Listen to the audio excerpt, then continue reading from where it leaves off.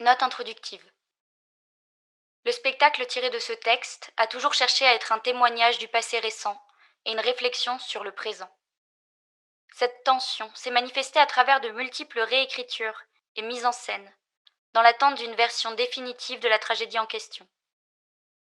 Ayant accepté avec humilité que la version définitive de cette tragédie sera peut-être écrite par les enfants de nos enfants, nous avons choisi de présenter ici non une version présumée définitive, mais une sélection de matériaux sur lesquels nous sommes actuellement en train de travailler, espérant que ces mêmes matériaux pourront un jour être utiles à ces petits-enfants, dans lesquels nous remettons nos plus vifs espoirs et auxquels nous demandons, pour l'heure, pardon.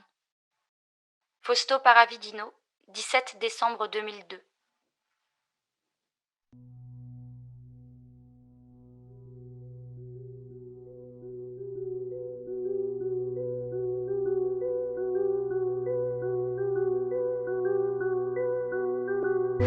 Madame, Monsieur, bonsoir. L'actualité de ce vendredi 20 juillet, c'est d'abord la ville de Gênes en Italie en proie à de très violents affrontements en marge du sommet du G8. Un manifestant tué par balle, 2 blessés graves, de nombreuses arrestations. Et dans le camp retranché, les hommes les plus puissants du monde discutent de l'avenir de la planète.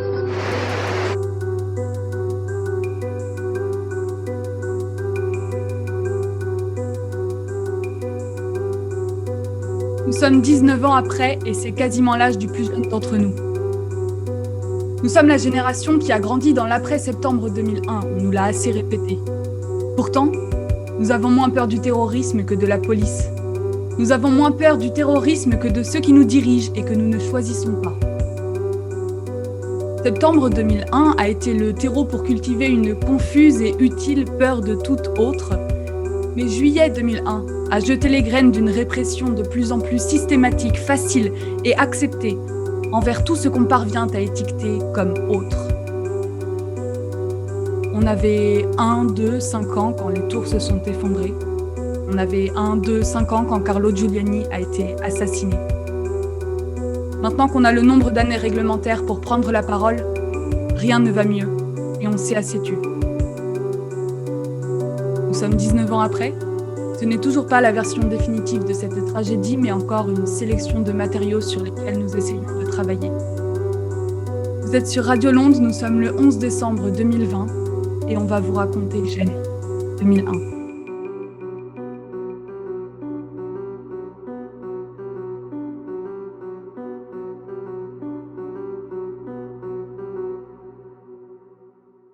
Prologue. La tragédie n'a pas besoin de se représenter, mais le pouvoir en a besoin, même le pouvoir démocratique. C'est pourquoi on invente le G8, la fête des puissants, où les 8 qui s'auto-qualifient de grands font étalage de leur puissance et de leur plaisir d'être ensemble. En juillet 2001, à Gênes, s'auto-invitent Bush, Poutine, Chirac, Schröder, Blair, Berlusconi, Koizumi, Chrétien.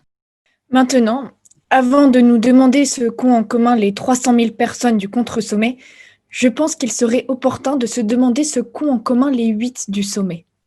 Sans aucun doute leur façon de s'habiller, le pouvoir et grosso modo l'âge. Le plus âgé Chirac est né en 1932, le plus jeune Blair en 1953. Et puis, Ils sont tous des représentants du peuple, démocratiquement élus par au moins 10% des inscrits. Ils veulent être aimés et ils savent qu'ils ne le sont pas. et puis, Ils sont riches. On dirait une connerie, mais ce n'en est pas une. Avoir en commun la richesse et la puissance est quelque chose d'important. Être très riche et très puissant suffit pour s'auto-élire représentant du monde. Silvio Berlusconi, le président du Conseil italien, est numéro 29 au classement des personnes les plus riches de la planète. Bush, comme son père l'ex-président, est le propriétaire d'un riche empire pétrolier. Sa campagne électorale a été principalement financée par Enron, un colosse pétrolier qui a fait banqueroute. La banqueroute a été occultée et habilement dissimulée par le parti de Bush. la campagne électorale de Blair a été financée mystérieusement, elle aussi, par Enron, un colosse pétrolier américain qui porte au pouvoir un Premier ministre anglais. C'est ce qu'on pourrait commencer à appeler la mondialisation. Une loi américaine stipule que, vivant dans un pays libre, tout candidat a le droit d'utiliser ses richesses personnelles pour soutenir sa campagne électorale. C'est ce qu'on pourrait commencer à appeler une plutocratie. Plutocratie veut dire pouvoir de l'argent. Démocratie veut dire pouvoir du peuple.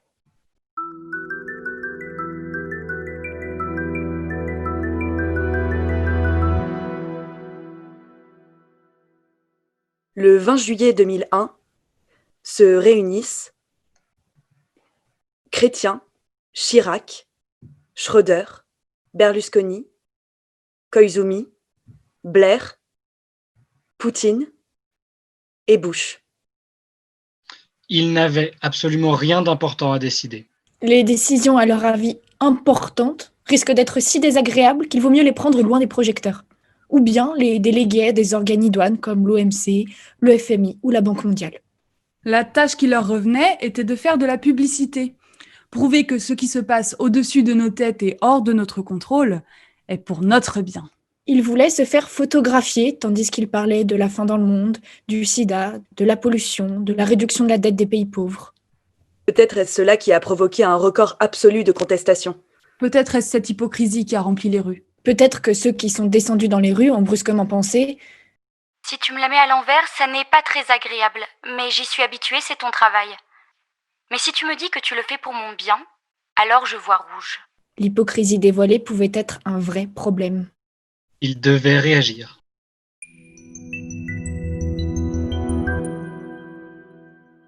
Les pratiques habituelles en de pareils cas sont au nombre de 2.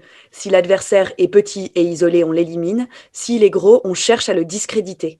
Ils ont fait l'une et l'autre chose. Le maître de cérémonie est Silvio Berlusconi, qui s'y entend en publicité. Ils misent tout sur 2 points fondamentaux. 1, faire bonne impression. 2, élever le niveau de l'affrontement, de manière à pouvoir montrer ses muscles à 7 partenaires et au peuple. Il a 2 mois à peine pour prouver qu'il est un travailleur et pour arriver fin prêt au 10 sommet. Il commence donc à s'occuper des détails pour sauver les apparences. Pour ce qui est de sauver le fond, il n'en est guère besoin, car comme on l'a dit, à Gênes, les grands se réunissent seulement pour la photo de groupe. Et dans le même temps, il commence à préparer sa puissante machine défensive. La CIA fait savoir que les menaces sont au nombre de 2, le terrorisme islamique et les mouvements de contestation du sommet, des gens qui brisent des vitrines. Berlusconi sait que son électorat comprend une chose à la fois et qu'il ne se soucie guère de faire la distinction entre les terroristes et les no-globales. La stratégie publicitaire consiste à proposer une division nette, bipolaire, entre les bons et les méchants. D'un côté, il y a nous, les gens bien comme il faut, qui s'habillent élégamment, qui travaillent. De l'autre côté, il y a eux, les no-globales, les punks, les violents, les terroristes arabes.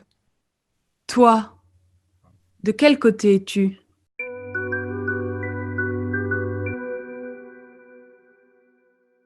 Donc, ils divisent Gênes en 3 zones. Au centre, la zone rouge, celle où se tiendra le sommet. Là, personne ne peut y entrer sans son laissez-passer. Quant à ses habitants, il vaut mieux qu'ils s'en aillent. Tandis que les magasins doivent rester ouverts, sinon elle ressemblerait à une ville fantôme. Mais ils ne vendront rien car il n'y aura que les premiers ministres, les journalistes et les forces de police. Il fait fermer les passages menant à la zone rouge à l'aide de blocs de ciment surmontés de grillages de 3 à 5 mètres de hauteur. Sur les toits des immeubles, il éparpille des tireurs d'élite qui projettent des ombres étranges dans les rues. Il couvre les façades des immeubles qui ne lui plaisent pas avec des représentations d'immeubles qui, au contraire, lui plaisent, d'un goût néoclassique personnel, le sien. Il fait transférer 600 ou 700 détenus de la prison de Gênes vers d'autres prisons afin d'avoir à sa disposition autant de lits. Il procède de la même façon avec les hôpitaux et 200 sacs en plastique sont commandés afin de ne pas se retrouver pris au dépourvu face à un nombre égal de cadavres éventuels. Dans la zone rouge, de faux citrons, gros comme des cèdres à mûres, sont attachés avec du fil de nylon à la place des citrons véritables, qui, à cause de la latitude, ne sont pas encore mûrs. Gênes est tenu par 18 000 policiers. Autour de Gênes sont installées des batteries antimissiles et dans le golfe de Gênes, des hommes grenouilles, des policiers amphibies, sont prêts à défendre les grands contre une attaque éventuelle de Godzilla. Berlusconi demande aux habitants de Gênes de ne pas étendre leur linge sur les balcons pour ne pas donner une image débraillée de la ville. L'un des slogans de la contestation sera « Sortez les culottes » et de nombreux Génois participeront à la protestation en faisant la première lessive révolutionnaire de leur histoire républicaine. Berlusconi choisit personnellement les menus et le papier à lettres à offrir à ses hôtes. Déjà très populaire en Italie, une stratégie de la tension est mise en œuvre. Dans les jours précédant le G8, de petits paquets explosifs sont acheminés et des alertes sont diffusées à propos de possibles bombardements de sachets de sang infectés de la part des No Global. Toute cette prodigieuse mise en scène coûte 130 millions d'euros.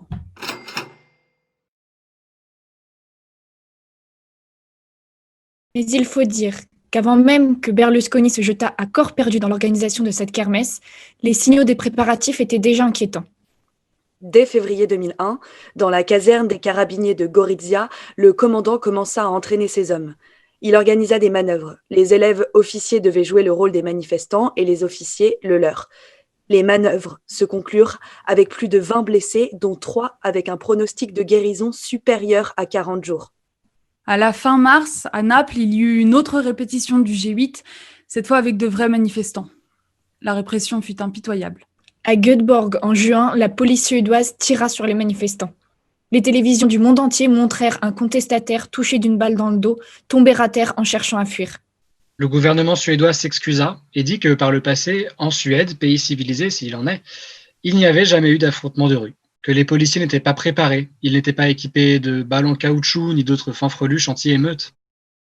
Bah oui, se sentant attaqués, ils avaient tiré. L'Italie possède au contraire une glorieuse tradition d'affrontements de rue, mais on n'a pas pour autant distribué des balles en caoutchouc. Cela dit, les balles en caoutchouc aussi font leur lot de dégâts.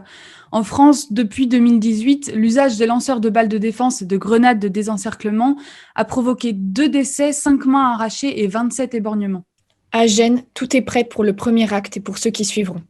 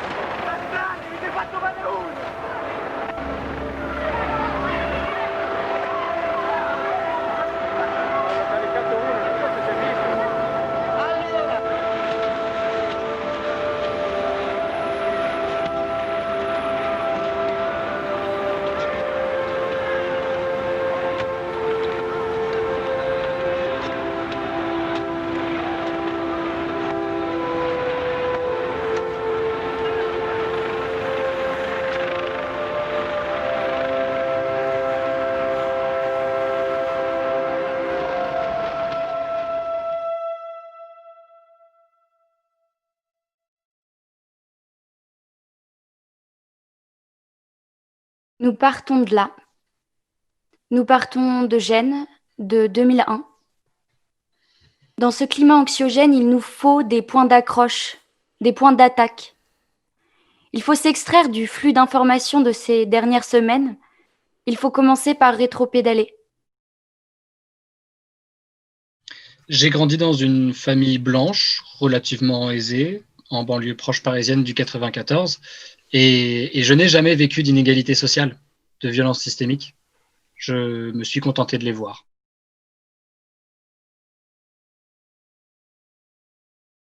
J'ai souvent l'impression d'être englué dans le présent. Le passé ne nous aide pas, il est flou, déformé par la mémoire ou par intention, et de la même manière, le futur est inaccessible. Rien de bon ne peut en sortir. On va crever. C'est comme si le présent inventait au fur et à mesure les bases et les perspectives dont il avait besoin. Alors qu'en réalité, les choses ne sortent pas de nulle part. Les gens ne sont pas devenus fous du jour au lendemain et paf, ça fait des violences à la télé. J'ai toujours beaucoup avalé l'information. Radio, presse, télévision, réseaux sociaux. J'avais l'impression qu'être absolument au courant était une manière pour moi de me préserver de ma naïveté. En grandissant, mon écoute, mon regard, mes soupirs, mes frémissements sont devenus politiques. Je lisais tout, j'écoutais tout, et je dépérissais un peu de savoir en silence, sans réellement accepter de me rendre compte. Je me sentais coincée, pas assez courageuse pour vraiment faire quelque chose, mais trop ébranlée pour continuer à vivre comme ça. Je vais peu en manif car elle m'effraie assez, mais j'ai en contrepoint absolument besoin de savoir ce qu'il s'y passe. Pour trouver une réalité en direct, je lis beaucoup d'articles sur le sujet, pour confronter des sources d'infos. Et je suis fatigué de toujours voir comment BFM fustige les actions, comment CNews va parler de la couleur de peau de la personne prenant la parole, tout pour échapper à la réalité que je retrouve quasi exclusivement sur les réseaux militants, les journalistes indépendants, les vidéos de manifestants. Je m'assure d'avoir accès à tout ça, car j'ai besoin de m'informer pour informer. C'est une lutte, c'est agir, c'est mon action à petite échelle. Bah ouais, parce qu'il y a des mouvements à l'œuvre. Aveugles peut-être, mais bien réels. Et avoir des récits précis et documentés, même si c'est orienté, parce que c'est toujours orienté, bah, peut-être que pour une fois, ce sera orienté dans le bon sens. Et c'est ça qui nous permet de faire un pas de côté, de prendre du recul, d'avoir moins l'impression que tout nous tombe sur la gueule, que c'est horrible, qu'il y a trop et que c'est déjà trop tard. À Gênes, il y a 20 ans, il s'est passé ça pour telle et telle raison et avec telle et telle conséquence. Nous partons de là.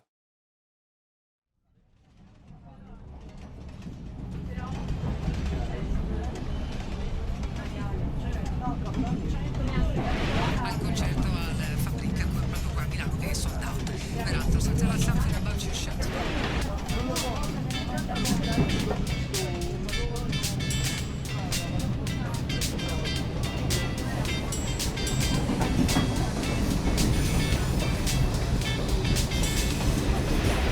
Lei sta benissimo, lei sta viaggiando tantissimo, sta suonando.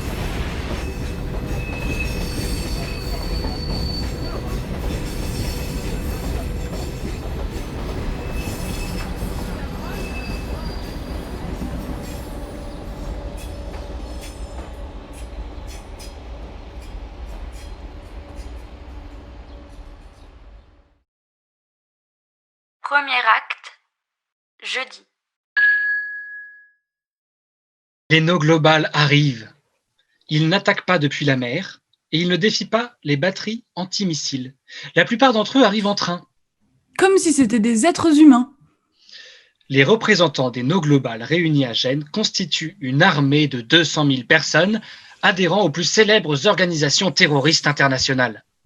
Les Verts, Médecins sans frontières, Amnesty International, Rifondazione Comunista, les Casé Occupate, les Cobas, le réseau Lilliput, les Sœurs Anglicanes, Manitese, Emergency, Reclaim the Street, Ignacio Ramonet, le directeur du journal Le Monde Diplomatique, Attaque de Bernard Casson et Suzanne Georges, José Bové, Condamnés quelques mois plus tôt pour avoir jeté du caca de vache sur un McDonald's. Et puis, il y a tout un tas de personnes qui ne font partie d'aucune association.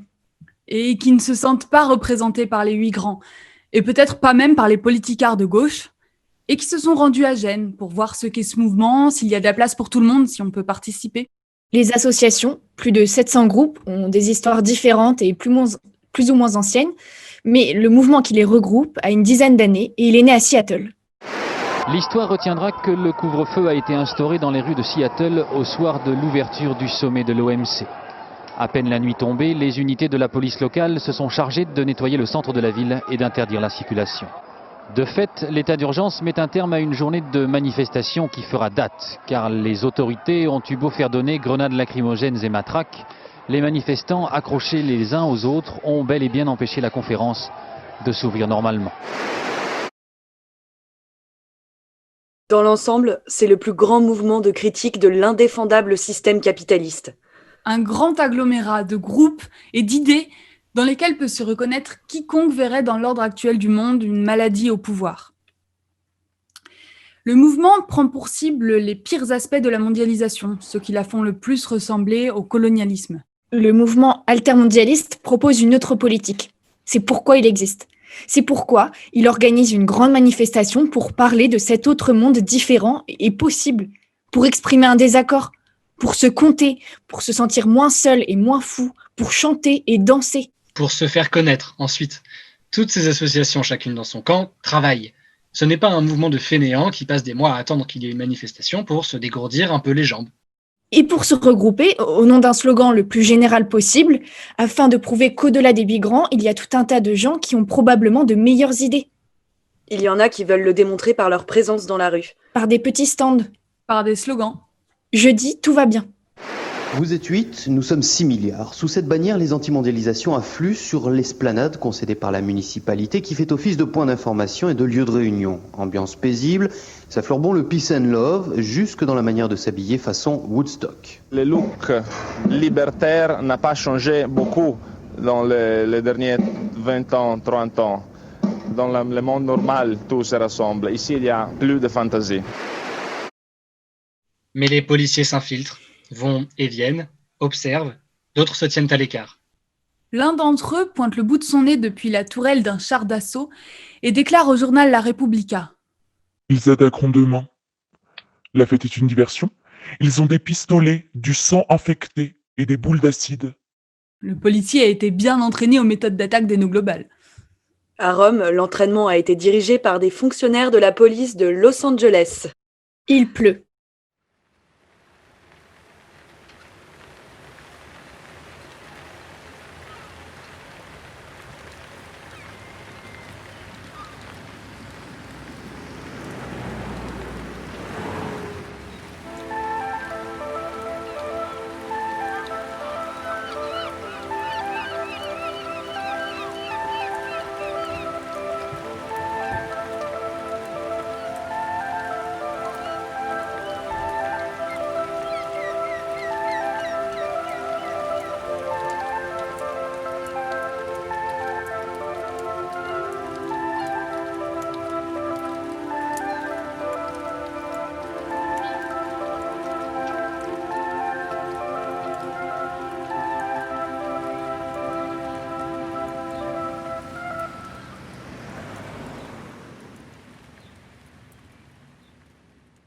Je connais très peu la violence physique.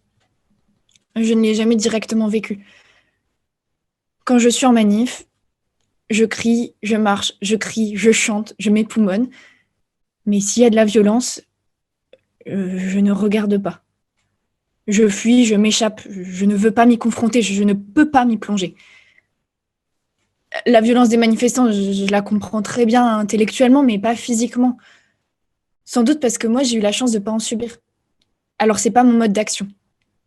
La violence que j'ai en moi, je ne la connais et je ne la vomis que dans l'intimité, dans la solitude.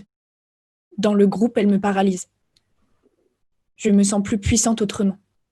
Je me sens plus puissante dans l'action, dans l'organisation, en lisant, en parlant, en écrivant sur les murs.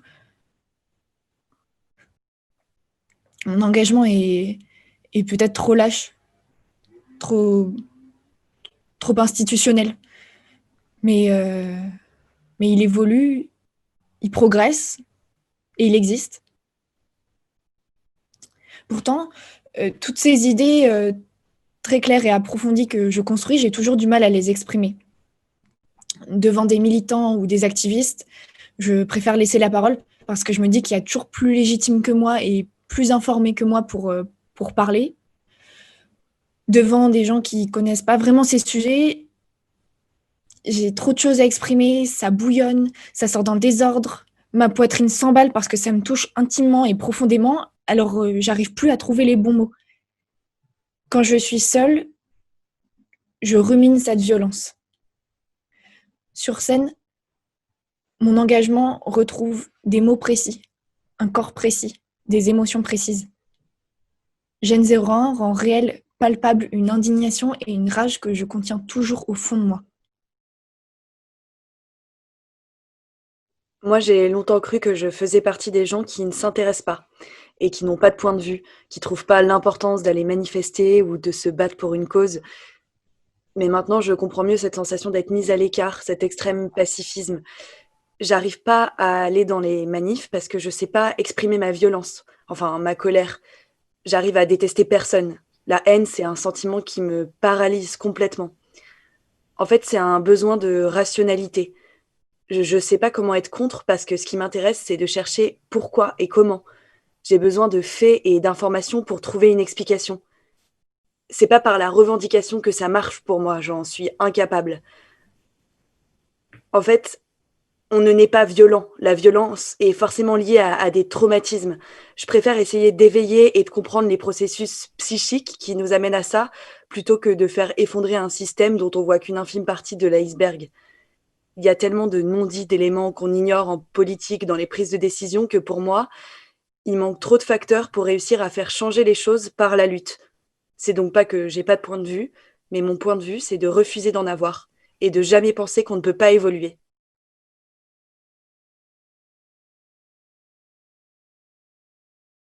Pour moi, c'est bizarre de faire cette pièce.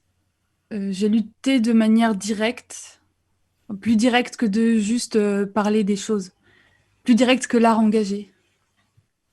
Est-ce que ça sert à quelque chose de vous dire tout ça à vous? Est-ce que vous n'allez pas juste quitter votre écran, prendre une bière, rire et mettre ça de côté? Faut pas se priver de rire, c'est pas ce que je veux dire. Je veux dire la peur de l'impuissance, la peur de l'inutilité. Et pourtant, je peux plus lutter comme avant, j'y arrive pas. J'ai plus l'énergie de ce maintenant ou jamais qui revient chaque semaine quand on organise des luttes, des manifs, les occupations. Demain, ce sera trop tard. Il faut tout donner maintenant. Puis le lendemain, c'est effectivement un peu trop tard, mais jamais complètement. Et ça risque toujours de l'être un peu plus. Alors maintenant, je prends plus de temps pour moi. Et en même temps, je sais que si j'ai la possibilité de fermer les yeux et penser à autre chose, c'est parce que je suis blanche, pas isolée, et parce que je baigne dans un milieu de camé à l'émotion par l'art où on n'a pas besoin d'agir, juste ressentir et faire ressentir. Voilà, j'ai 25 ans et je suis fatiguée. Je parle comme une vieille conne. Je suis pas loin de tenir les mêmes discours que les gens qui sortaient vite fait de leur vie rangée le temps de passer sur nos lieux de lutte et qui m'insupportaient à dire « C'est bien les jeunes, continuez !» Je suis quand même là.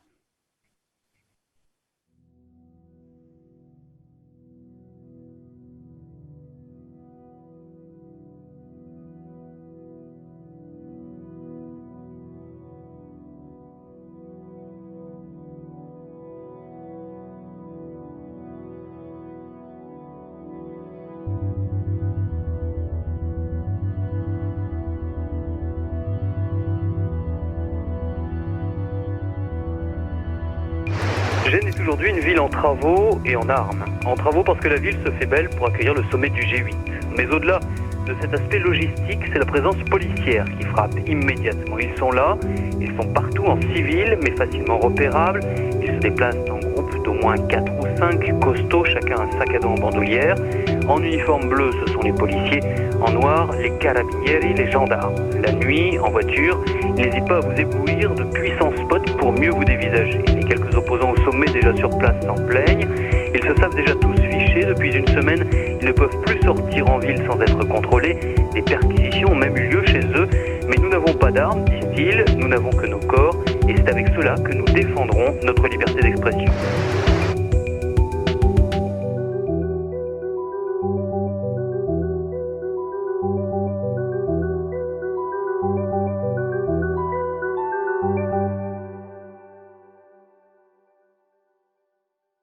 Deuxième acte, vendredi.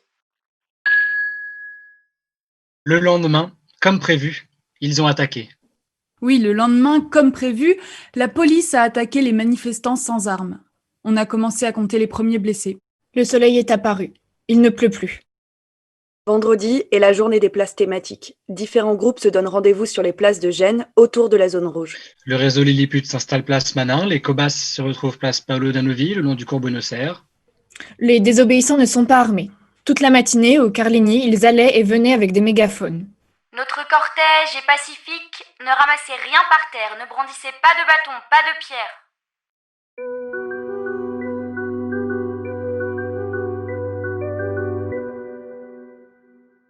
À 9h du matin, il y a aussi des types vêtus de noir et encapuchonnés qui saccagent la place pour en tirer des pavés et des panneaux signalétiques. Ces messieurs-dames s'appelaient Black Blocs. Les Black Blocs seront désignés à l'unanimité comme les méchants du G8 de Gênes. Pourquoi? Ce sont pour la plupart des anarchistes, et c'est déjà partir du mauvais pied. Depuis l'époque de Bakounine, les anarchistes sont le bouc émissaire de tout et n'importe quoi. Oui, ils n'ont pas de bureau de presse, c'est pourquoi ils n'ont guère la possibilité de répondre dans les procès télévisuels et médiatiques qui, dans nos beaux pays, tendent à se substituer aux procès judiciaires. Ils s'entachent du pire des délits, l'attentat à la propriété privée. Certains le font parce qu'ils aiment tout casser. Certains parce qu'ils croient dans l'être plus que dans l'avoir. Et certains pour frapper symboliquement les intérêts des gouvernants, les banques, les multinationales. Ils le font depuis un bout de temps, à tel point que pour tous les sommets, Gênes inclus, les McDonald's emballent leurs enseignes pour les rendre méconnaissables. C'est leur pire délit. Il suffit à légitimer n'importe quelle répression.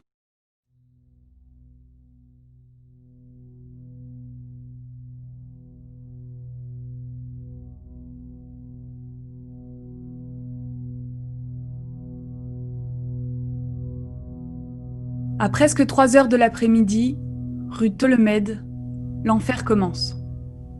Les carabiniers sont en train de charger le cortège des désobéissants le long du parcours négocié avec la préfecture de police. À la hauteur du cours Torino, les carabiniers bloquent la tête du cortège. Ils commencent à tirer des grenades lacrymogènes. Parce qu'immense, le cortège ne peut pas reculer. Et il n'y a aucune rue latérale pour prendre la fuite à cause d'un terre-plein et de vieux immeubles. Les manifestants, suffisamment loin pour ne pas être aveuglés par les gaz lacrymogènes et l'épouvante, se demandent comment les carabiniers ont bien pu décider d'attaquer le cortège et pourquoi de cette manière. Toute fuite étant impossible, il est extrêmement improbable que le cortège se disperse de lui-même. Et par conséquent, l'action des carabiniers doit être imputée ou à une distraction, ou à une volonté de provoquer une réaction violente de la part des manifestants pris au piège. Cette réaction s'est produite peu après. Les pierres volent et les barricades sont érigées. De temps à autre, les carabiniers reculent, de temps à autre, ils repartent à l'attaque.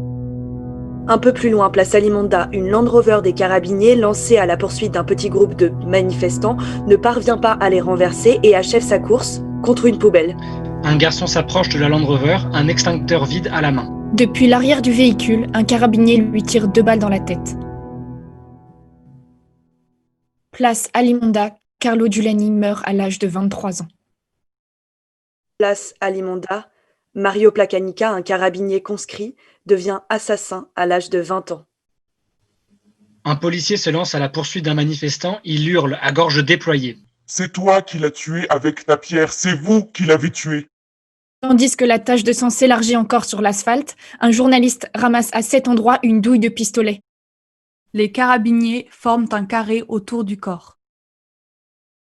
Les rumeurs les plus diverses commencent à circuler sur l'identité du mort. Un étranger. Un punk bestial. Un black bloc. Un toxico. La nouvelle se répand à l'intérieur de la zone rouge. Un sous-secrétaire du gouvernement se rend auprès de Berlusconi et prononce ces mots. Monsieur le Président, il y a le mort. Non pas un mort, le mort, celui qu'on attendait. Le soir, Bush sourit et déclare « Genoa is very nice. » On lui demande s'il est au courant pour le mort. Il prend tout de suite un air sinistre et décrète « Oh yes, it's tragic. » Le mort se nomme Carlo Giuliani. Il est né à Rome. Il réside à Gênes. Il a 23 ans. Il vit avec une fille dans une maisonnette située près de celle de ses parents. Et ce jour-là, il voulait aller à la mer, mais au dernier moment, il a décidé d'aller manifester avec ses amis.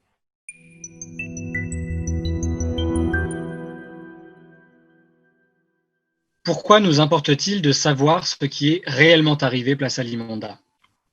Nous n'acceptons pas les mensonges d'État. Nous n'acceptons pas que Carlo ait été tué par une pierre lancée par les manifestants. Et nous n'acceptons pas la version servie par les médias dans les jours qui ont suivi. Tous les journaux du lendemain publient la même photo. On y voit clairement l'incroyable Hulk, 1,65 m, brandissant un extincteur contre la Land Rover encerclée.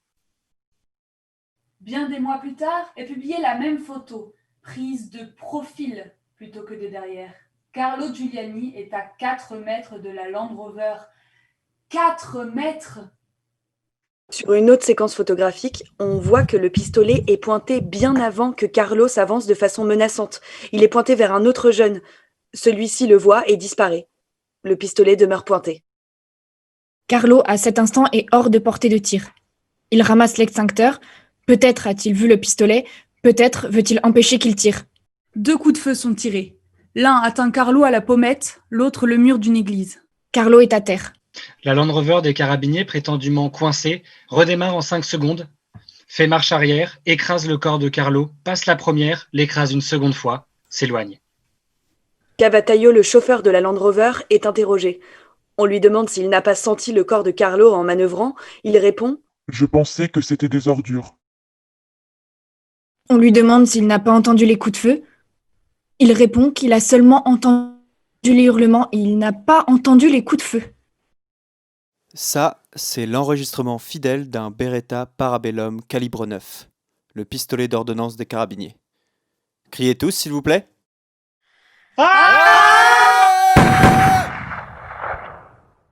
Moi, je n'ai rien entendu. Je sais pas, des coups de feu? Non, je ne crois pas. Mario Placanica, le tireur, est interrogé. Je n'y voyais rien à cause du sang et à cause des grenades lacrymogènes. J'entendais seulement les pierres lancées contre nous. J'ai voulu tirer en l'air.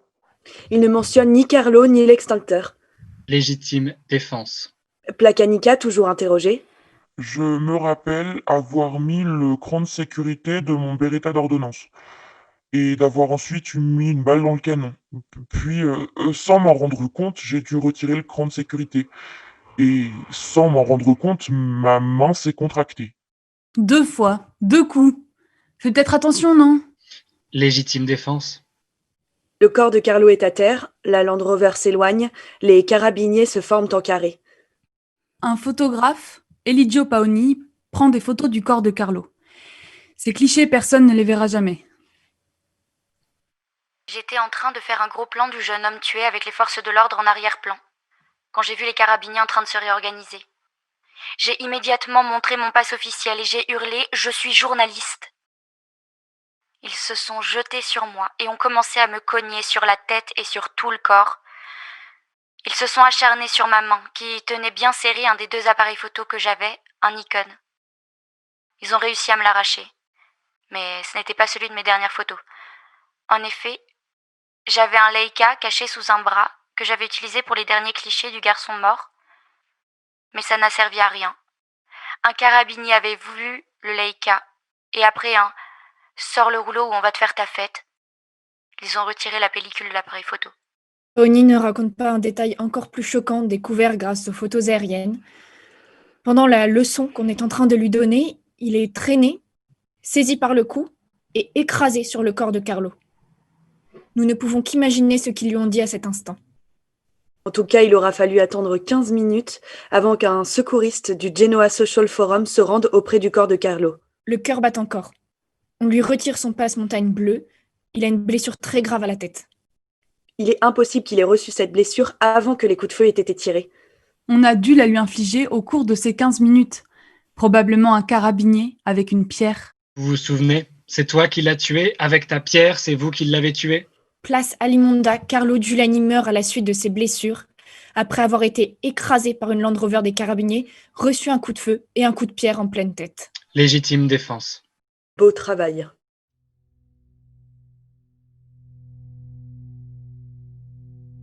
Vers le soir, une main armée d'un feutre efface l'inscription Place Gaetano Alimonda et la remplace par Place Carlo Giuliani, gamin. C'est l'une des plus belles choses qu'on ait écrites à ce propos. Une grande partie des Italiens pensent que c'était un voyou, qu'il l'a bien cherché, que si ce jour-là il était resté chez lui, il ne lui serait sûrement rien arrivé, que le carabinier a bien fait de tirer. Tant qu'il en ira ainsi, les institutions sont tranquilles. Et tant qu'elles sont tranquilles, les carabiniers sont couverts. Et tant qu'ils sont couverts, ils n'ont aucune raison de nous dire la vérité. Et nous ne la connaîtrons pas.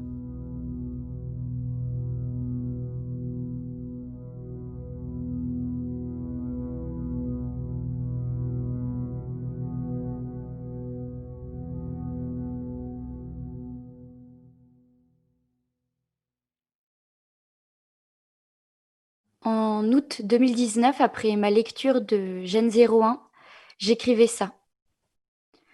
Il y a des rencontres avec un texte qu'on ne peut prévoir. Comme d'habitude, il faut trouver comment le faire résonner, comment le faire parvenir. Gênes 01 est un texte très sonore. Mieux, l'absence de personnage le rend tout à fait radiophonique. J'entends par là que ce texte théâtral pourrait être une émission de radio. Je crois que se lancer dans ce projet, pour moi, c'était une première réponse au silence. Pendant la création du spectacle, j'écrivais beaucoup. Entre autres, qu'il fallait assumer la place du réel, de nos émotions, de notre choix de partir de ce texte-là. Que ce texte, il fallait le partager pour cette même impuissance qu'on ressent aujourd'hui, 19 ans plus tard, en France, ailleurs, partout.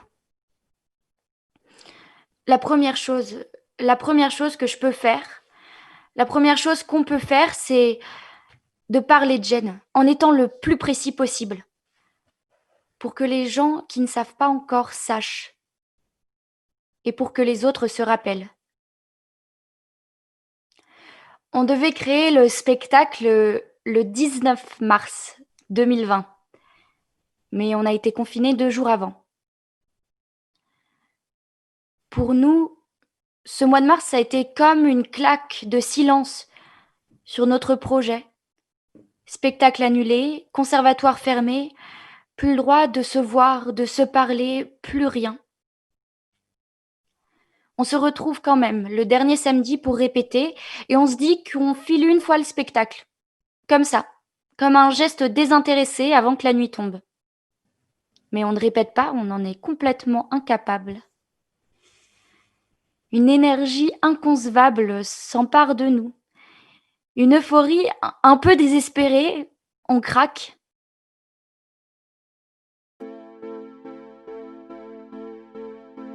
On est le 14 mars au conservatoire Éric Satie à Paris et Clément joue de la musique.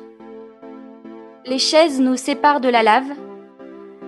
Tout le monde danse d'une chaise à l'autre et Audran chante aussi. Et je les regarde. J'éclate de rire. Je les filme et après je vais les rejoindre. Et on danse. On danse comme on pleure. On est seul au monde dans cette salle sombre du conservatoire. On est ensemble. Pour la dernière fois avant le mois d'octobre. C'est ça, je crois, qui m'émeut. D'être à ce point ensemble. À ce point heureux et triste d'être ensemble.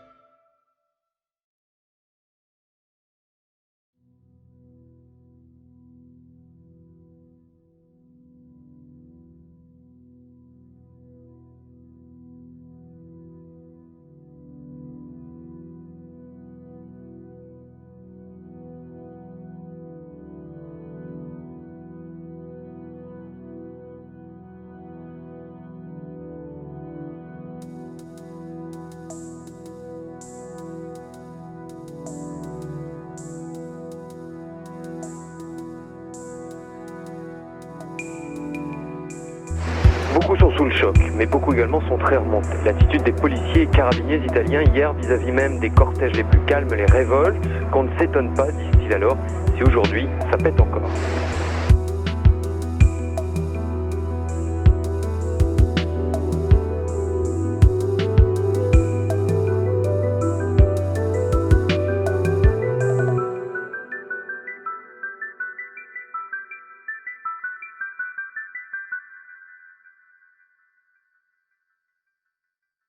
Troisième acte, samedi.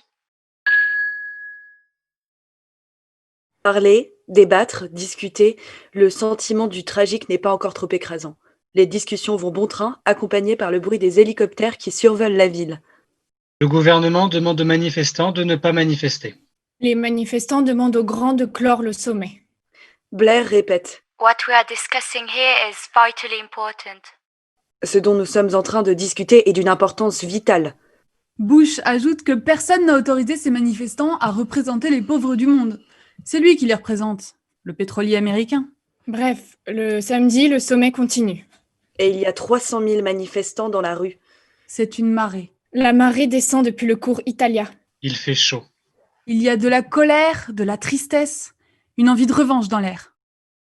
La police commence à tirer des grenades lacrymogènes contre le cortège. Un journaliste de la 3e chaîne de télévision demande pourquoi. Vous ne voyez pas qu'ils avancent de façon menaçante?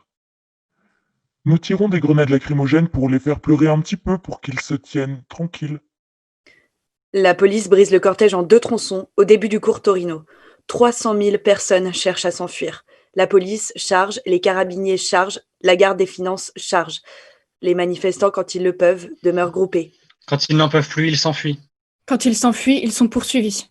Quand ils se retrouvent isolés, on les rattrape. Jetés à terre et frappés à coups de matraque par des groupes de 5, 6, 10 policiers. Les tabassages ont lieu même très loin du cortège.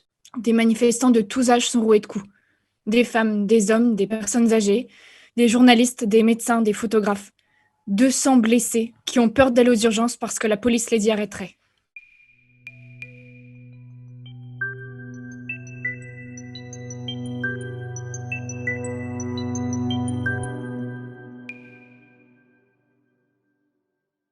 Gianfranco Fini, le leader d'Alleanza Nazionale, est à la préfecture de police. Il est allé encourager et féliciter ces hommes pour le travail qu'ils sont en train d'accomplir. À la question « Que faisiez-vous là ?», il a répondu que c'était son devoir institutionnel. Lorsqu'on lui a fait remarquer qu'en tant qu'homme politique, sa petite visite à la préfecture ne faisait justement pas partie de ses devoirs institutionnels, il a modifié sa déclaration. J'étais juste passé les saluer. La nuit, le sommet s'est conclu et ceux du G8 sont satisfaits de leur travail. Ils partiront le lendemain. Apparemment, c'est le moment d'éteindre les caméras, de compter les blessés et de faire le point sur la situation. Mais il n'en est rien. L'école Armando Diaz a été gentiment prêtée au Genoa Social Forum qui en a fait son quartier général. À 23h, il y a quelques ordinateurs éteints et 96 manifestants qui dorment. Ils arrivent tout phares éteints. Ils hurlent 2 fois « police », puis un blindé défonce le portail et environ 200 carabiniers, policiers et autres détachements confondus en tenue anti-émeute font irruption dans l'école. Un hélicoptère survole l'école. Devant le portail gardé par la police, une foule de journalistes, médecins, avocats, parlementaires demandent à pouvoir entrer pour témoigner, contrôler, soigner. Impossible. Seulement après coup. Depuis l'intérieur de l'école Diaz, 2 heures de hurlements ininterrompus. En sortent 30 brancards, têtes cassées, côtes brisées, rats perforées, dents perdues pour toujours. Ils sont entrés en vertu de l'article « Perquisition pour soupçon de détention d'armes ». Pas besoin de mandat. On les a fait s'allonger à même le sol et on les a passés à tabac. Les chefs hurlaient. Attention à ne pas les tuer. Certains ont cherché à s'enfuir, ça n'a pas marché. 60 blessés, 3 avec un pronostic de guérison réservé. 93 arrestations. La police s'en va. Nous avons fini, merci, vous pouvez entrer. Il y a du sang partout. Des dents, un vrai saccage, des mares et des traînées de sang sur les murs, sur les portes, sur les radiateurs, partout. Ils ont laissé 2 filles à l'intérieur. Elles se tiennent dans un recoin dans les bras l'une de l'autre, l'une n'arrive pas à pleurer, elle a du mal à respirer. Le lendemain tombent les premières dépêches. L'école Diaz, perquisitionnée. Un policier blessé. Plus tard, rectificatif. En fait, le policier n'est pas blessé, il va bien. Dimanche matin, lors d'une conférence de presse, la police montre ce qu'elle a saisi. 5 bâtons de bois, 2 masses de chantier, une pioche, 7 tubes d'aluminium, une pelle, 2 marteaux. On suppose que ces objets se trouvaient sur le chantier derrière l'école Diaz, mais la police ne dit pas où elle a pris ces objets. Puis, 20 combinaisons noires parfaitement en ordre, jamais portées, 2 cocktails Molotov, un trousseau de clés, 4 bracelets à cabochon, quelques t-shirts, 15 appareils photo, 3 téléphones portables, un thermos, un livre, 2 plans de gêne, 3 feutres, 17 lunettes de piscine, 2 couteaux, un de cuisine et un de camping, 10 bombes de peinture, une perruque, un plastron de journaliste, un flacon de gouttes homéopathiques, 7 masques à gaz, une lotion solaire, 6 paires de protège tibia, 9 passe-montagnes de différentes couleurs. Un journaliste de la BBC pose 2 questions. Avez-vous par hasard également trouvé des armes? Ce que nous avons trouvé est sous vos yeux. Et deuxième question, pourquoi donc avez-vous saisi un thermos? Je ne suis pas autorisée à vous répondre. En juin 2002, un policier reconnaît les cocktails Molotov trouvés dans l'école Diaz. Ce sont ceux que j'ai trouvés cours Italia et que j'ai remis ensuite à mes supérieurs, mais j'ignore comment ils ont pu finir à l'école Diaz. Quoi qu'il en soit, le juge d'instruction ordonne la remise en liberté de 90 des 93 arrêtés. Mais ce n'est pas fini.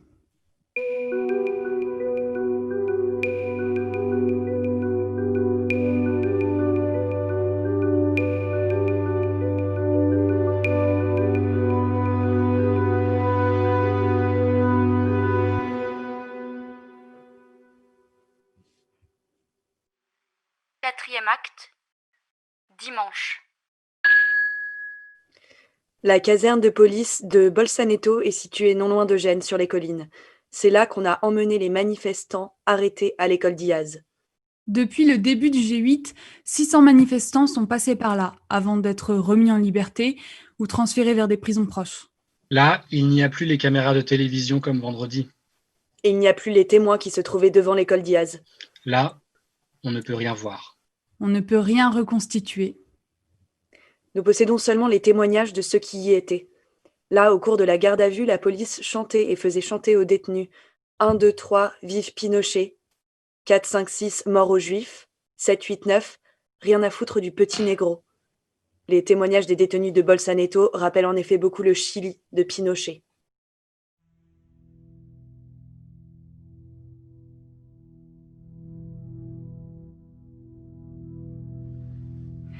Une jeune Suédoise est traînée par les cheveux. Les Celerini éteignent leurs cigarettes sur les mains d'un Français. De ma vie, je n'ai jamais vu autant de violence. Ils enfilent des gants noirs rembourrés et 1 heure durant, ils ne cessent de frapper.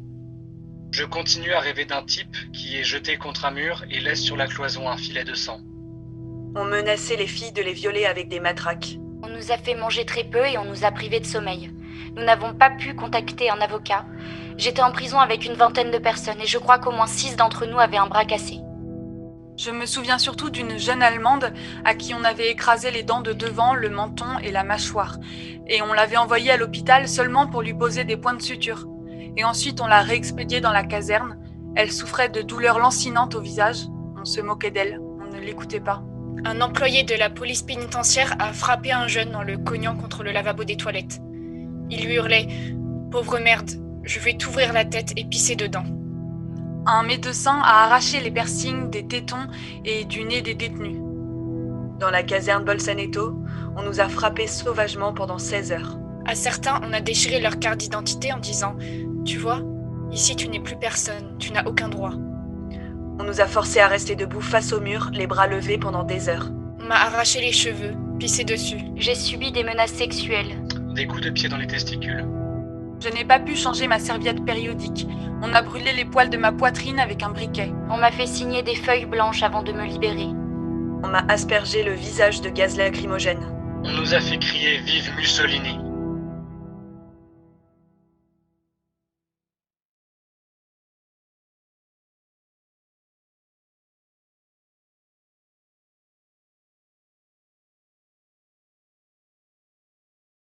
Épilogue. Après les événements, on a beaucoup parlé de prendre en considération les raisons des policiers, pas seulement celles des manifestants. Les raisons de la matraque qui frappe, pas seulement de la tête qui s'ouvre.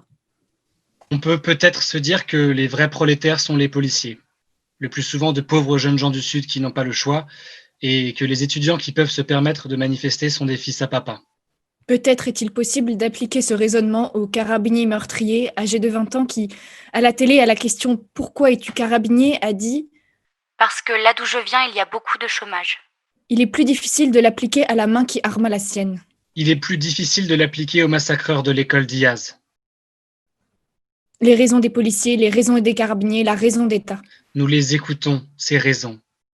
Les raisons de ceux qui pensent que face au délit de vandalisme, l'homicide est légitime. Les raisons de ceux qui pensent que celui qui casse une vitrine et celui qui casse une tête exercent la même violence. Et puis, la stupeur passe et la tragédie continue.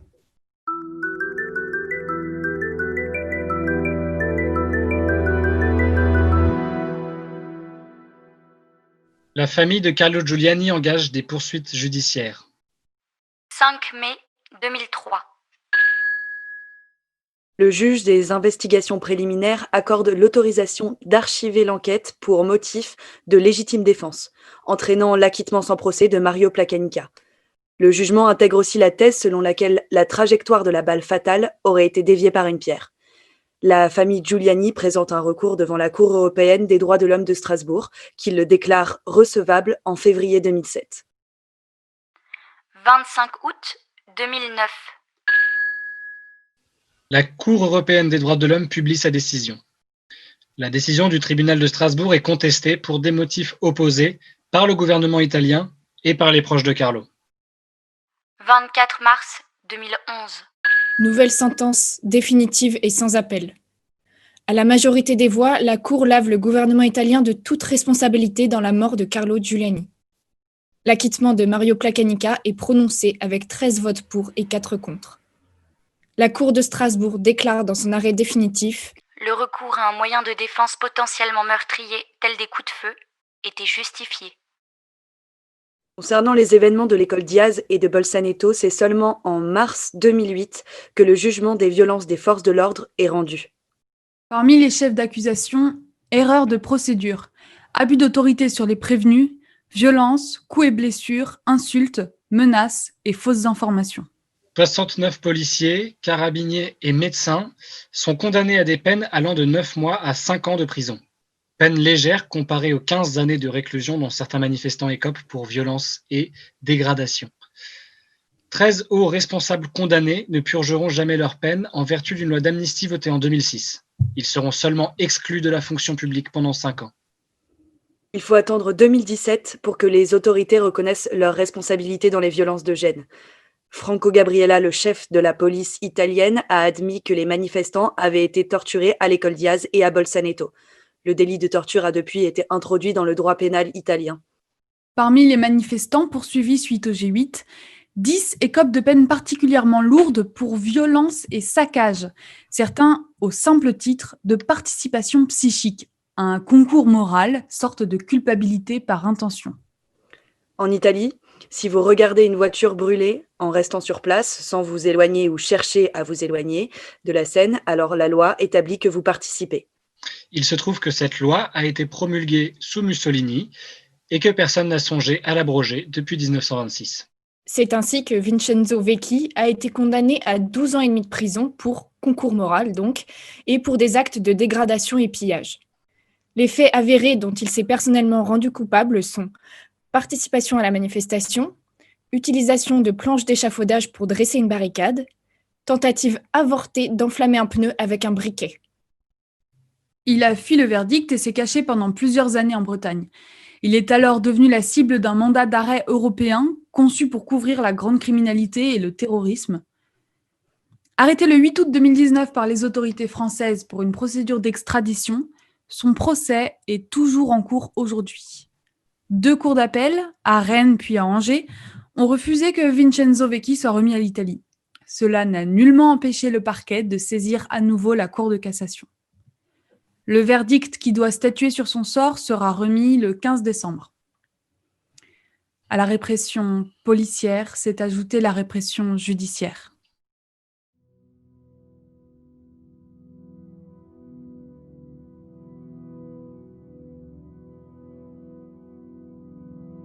Quand tout ceci a-t-il commencé? C'est difficile à dire. Le moment où nous avons commencé à nous en apercevoir et à nous en préoccuper sérieusement, il s'appelle Gênes. Nous partons de là. Nous sommes 19 ans après. Nous avons 20, 23, 25 ans. En France, à l'échelle de nos existences, c'est comme si ça avait toujours été là. La répression expérimentée dans les banlieues sans que personne ne s'en indigne s'est progressivement élargie, renforcée et diluée dans notre quotidien. De la même manière que le concours moral permet de sanctionner la culpabilité par intention, l'article de la loi de sécurité globale prévoit d'établir à la discrétion des forces de l'ordre l'intention malveillante de celui ou celle qui se hasarderait à filmer des violences policières. Le délit d'intention n'est d'ailleurs qu'une facette de cette loi sécuritaire. Reconnaissance faciale, surveillance par drone, la liste est longue.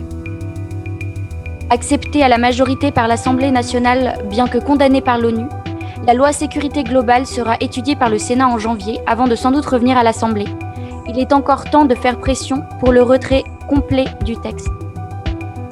Nous avons plus que jamais l'impression que Gênes trouve son écho dans la répression policière actuelle en France.